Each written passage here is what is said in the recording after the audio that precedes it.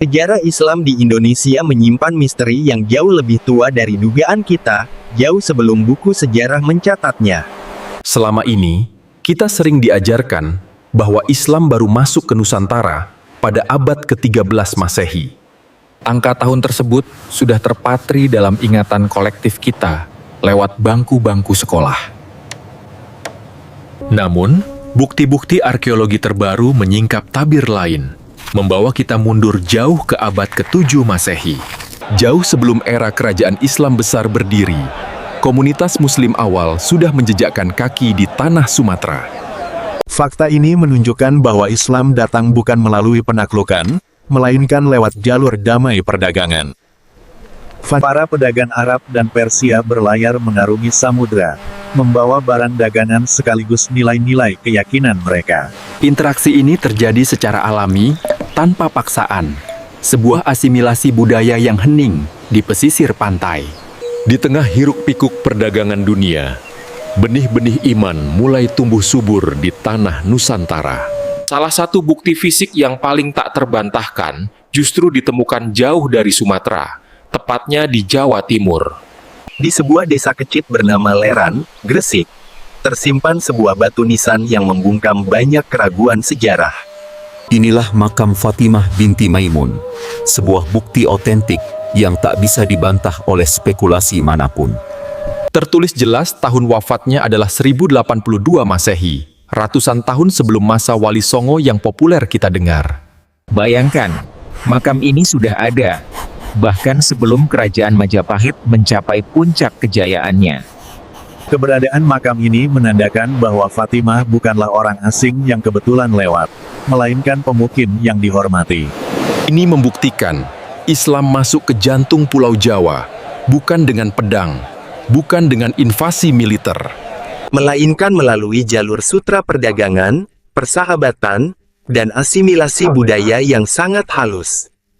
Batu nisan ini menjadi saksi bisu bahwa Islam telah berakar kuat, jauh lebih tua dari yang tertulis di buku sekolah dasar kita. Para ahli arkeologi terus meneliti, mencoba menyusun ulang kepingan sejarah yang sempat terlupakan ini.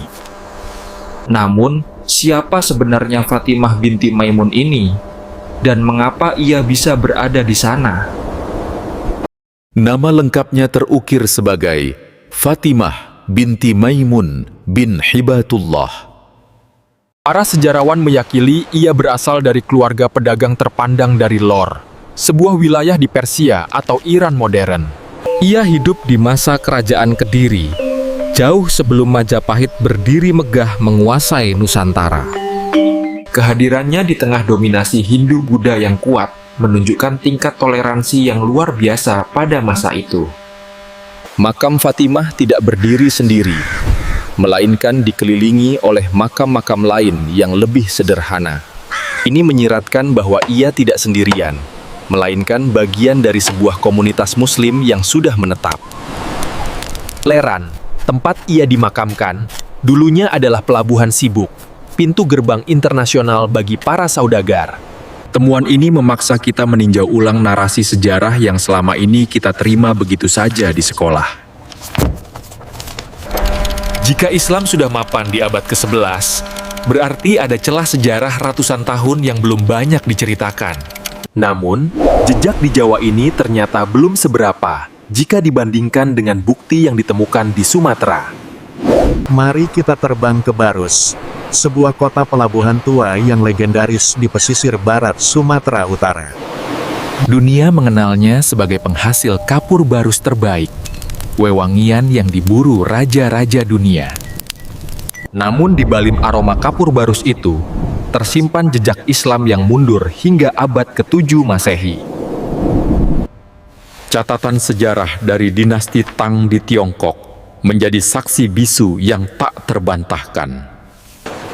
Naskah kuno itu menyebutkan adanya pemukiman orang-orang Tasyih di pantai barat Sumatera. Tasyih adalah sebutan orang Tiongkok masa itu untuk bangsa Arab dan Persia. Artinya, azan mungkin sudah berkumandang di Nusantara sejak masa-masa awal Islam lahir di Mekah. Ini terjadi 5 abad sebelum kerajaan Samudra Pasai berdiri, yang sering dianggap sebagai awal masuknya Islam. Bukti fisiknya bukan sekadar kertas, tapi terhampar nyata di kompleks makam Mahligai, Barus. Di bukit ini, batu-batu nisan kuno berdiri tegak, menyimpan cerita para syekh yang datang dari jauh. Di antara ratusan nisan tua itu, ada satu nama yang mengubah peta sejarah kita, Syekh Rukunuddin. Angka tahun yang tertera di sana sungguh mencengangkan. 48 Hijriah atau 672 Masehi. Bayangkan, tahun itu hanya berjarak sekitar 40 tahun setelah wafatnya Nabi. Di Timur Tengah, itu adalah masa kekhalifahan Bani Umayyah, masa-masa awal ekspansi Islam. Ini memunculkan dugaan kuat. Islam sudah sampai di Indonesia saat sebagian sahabat Nabi masih hidup. Bukan tidak mungkin, yang datang ke Barus adalah para tabi'in, generasi yang bertemu langsung dengan sahabat Nabi. Samudra Hindia saat itu adalah jalan raya super sibuk yang menghubungkan dua dunia yang terpisah jauh. Apa yang mereka cari? Kapur Barus. Komoditas yang saat itu lebih berharga daripada emas. Wewangian dari hutan Sumatera ini digunakan untuk mengawetkan mumi di Mesir hingga istana-istana di Arab. Daya tarik ekonomi inilah yang membuka gerbang pertama dakwah, jauh sebelum penaklukan militer manapun. Para pedagang ini bukanlah turis yang datang sebentar, lalu pulang. Siklus angin muson memaksa mereka menetap berbulan-bulan, menunggu cuaca membaik untuk berlayar pulang. Waktu tunggu yang lama inilah yang melahirkan interaksi sosial yang mendalam dengan warga lokal. Pernikahan antar budaya menjadi kunci utama, mengikat persaudaraan darah dan iman secara organik. Lama-kelamaan, terbentuklah perkampungan Arab atau komunitas Muslim kecil di pesisir pantai. Tidak ada pasukan berkuda yang menyerbu. Tidak ada benteng kota yang dihancurkan dengan kekerasan. Mereka menyebarkan Islam melalui dakwah bilhal, lewat kejujuran dagang dan akhlak mulia. Karakter yang santun inilah yang menjadi magnet bagi penduduk lokal untuk bertanya tentang Tuhan mereka. Lalu, mengapa buku sejarah di sekolah bersikeras menyebut abad ke-13 sebagai awal masuknya Islam? Jawabannya terletak pada perbedaan definisi antara masuknya agama dan berdirinya kekuasaan politik. Abad ke-13, yang sering disebut buku sekolah, merujuk pada berdirinya kerajaan Islam pertama, Samudera Pasai. Teori ini juga didukung oleh catatan perjalanan Marco Polo yang singgah di Perlak pada tahun 1292. Namun, ada perbedaan besar antara kedatangan pembawa agama dengan berdirinya sebuah institusi politik kesultanan. Islam di Nusantara tidak meledak tiba-tiba. Ada masa inkubasi panjang selama hampir 500 tahun. Selama 5 abad itu, Islam tumbuh perlahan dari bawah, dari hati ke hati, tanpa sorotan kekuasaan. Para penguasa lokal saat itu mengizinkan komunitas Muslim tumbuh, karena mereka membawa kemakmuran ekonomi. Proses pendidikan dan dakwah kultural inilah yang menjadi pondasi beton sebelum bangunan kerajaan berdiri. Tanpa fase awal di abad ke-7 ini, mustahil kerajaan Islam bisa berdiri kokoh di kemudian hari. Jadi, sejarah kita bukanlah sejarah penaklukan, melainkan sejarah pertemuan dan persaudaraan. Angkua. Fakta ini mengubah cara kita memandang identitas bangsa kita sendiri. Nusantara bukan sekadar tempat singgah, melainkan pemain kunci dalam jalur sutra maritim dunia saat itu.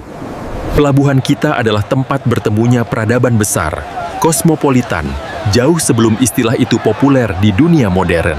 Lihatlah seni dan budaya kita.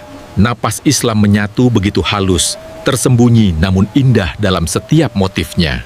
Bahasa Melayu yang menjadi akar bahasa Indonesia pun diperkaya ribuan serapan kata dari bahasa Arab dan Persia. Ini adalah warisan peradaban yang dibangun di atas dialog dan kesepakatan, bukan di atas reruntuhan perang.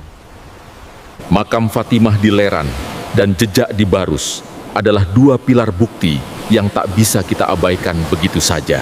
Sejarah masuknya Islam sejak abad ke-7 membuktikan bahwa agama ini bukan tanaman asing yang baru dicangkok kemarin sore. Abad ke-7 adalah benih yang ditanam dengan sabar, dan abad ke-13 adalah masa panen raya ketika kerajaan-kerajaan mulai berdiri. Mengetahui sejarah ini membuat kita mengerti bahwa toleransi adalah DNA asli bangsa ini sejak ribuan tahun lalu. Kita adalah pewaris dari sejarah panjang, keterbukaan pikiran, dan keramahan yang mendunia. Menyusun ulang sejarah ini, seperti melengkapi puzzle yang selama ini hilang kepingannya. Kita belajar bahwa sejarah bukanlah dogma kaku, melainkan ilmu yang terus berkembang seiring temuan baru. Islam di sini tidak datang untuk menghapus budaya lokal, tapi melebur indah seperti atap Masjid Demak ini. Anak cucu kita berhak tahu bahwa leluhur mereka adalah bangsa yang terbuka, cerdas, dan kosmopolitan.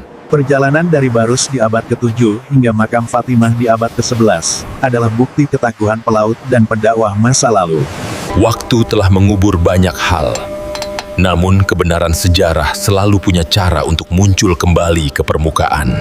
Sudah saatnya kita membersihkan debu kekeliruan dan melihat masa lalu dengan kacamata yang lebih jernih. Darah mereka, semangat mereka, dan keimanan mereka mengalir dalam nadi bangsa Indonesia hari ini. Indonesia adalah rumah besar yang dibangun fondasinya jauh sebelum batu pertama diletakkan secara resmi. Jadi, jika ada yang bertanya, kapan Islam masuk ke Indonesia? Jangan ragu untuk menjawabnya. Jawablah dengan bangga, sejak abad ke-7, melalui senyum ramah para pedagang, bukan tajamnya pedang. Dari Barus di Sumatera hingga Leran di Jawa, jejak itu nyata, fisik, dan abadi. Sejarah bukan hanya untuk dikenang, tapi untuk dipahami, agar kita tahu siapa diri kita sebenarnya. Terima kasih telah menjelajahi lorong waktu bersama kami dalam episode kali ini. Jika informasi ini membuka wawasan baru bagi Anda, jangan lupa tekan tombol like. Subscribe sekarang agar Anda tidak ketinggalan fakta sejarah menarik lainnya yang jarang dibahas. Apakah Anda punya pendapat lain atau referensi berbeda? Tuliskan diskusi Anda di kolom komentar. Bagikan video ini kepada teman-temanmu agar mata mereka juga terbuka tentang sejarah Nusantara. Sampai jumpa di penelusuran jejak sejarah berikutnya. Salam literasi.